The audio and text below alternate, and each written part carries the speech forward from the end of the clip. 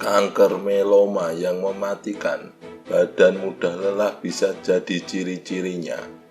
Saat melakukan banyak aktivitas, tak dipungkiri tubuh kita akan merasa sangat lelah. Sekilas hal seperti itu terasa wajar, tapi apa yang terjadi bila ternyata pegal itu awal dari sebuah penyakit berbahaya? Siapa sangka keluhan sakit dan pegal pada badan bisa menjadi salah satu tanda dari meloma. Tapi, kasus seseorang mengalami meloma tak banyak kasus kanker darah seperti leukemia. Menurut Dr. Thomas Luban, ada 3 faktor yang menyebabkan meloma. Faktor tersebut adalah genetika, paparan radiasi, dan paparan zat kimia. Tanda dari meloma sedikit cukup sulit dideteksi karena tak ada ciri-ciri khusus untuk mengetahuinya. Gejala yang dialami seseorang saat mengalami meloma juga mirip dengan penyakit yang lain. Padahal jika meloma yang terlambat ditangani bisa berujung pada kematian. Menurut Dr. Thomas, ada 4 gejala meloma. 1. Hiperkalsemia. Ini adalah istilah yang menunjukkan tingkatan kalsium yang naik dalam aliran darah. Penderita meloma akan memiliki kadar kalsium mencapai angka di atas 10 jika dilakukan pemeriksaan. 2.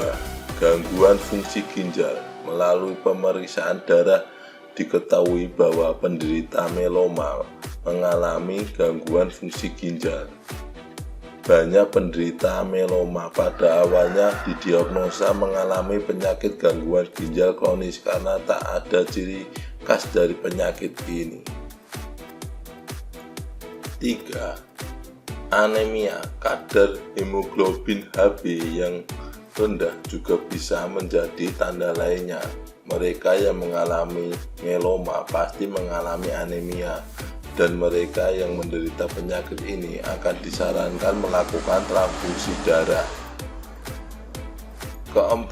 Sakit pada tulang. Penderita meloma biasanya mengeluh sakit dan terasa pegal pada badannya. Jika mengalami gejala-gejala tersebut ditemukan, maka dokter biasanya akan melakukan pemeriksaan lebih lanjut seperti rongsen seluruh tubuh.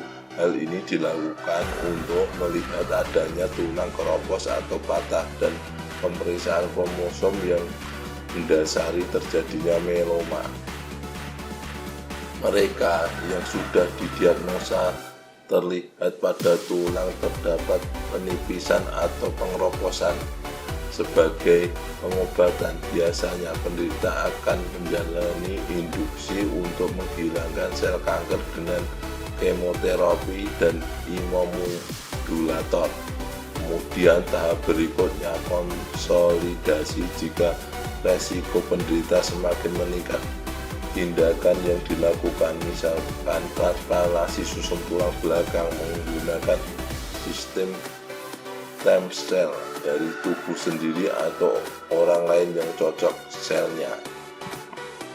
Tahap terakhir adalah maintenance.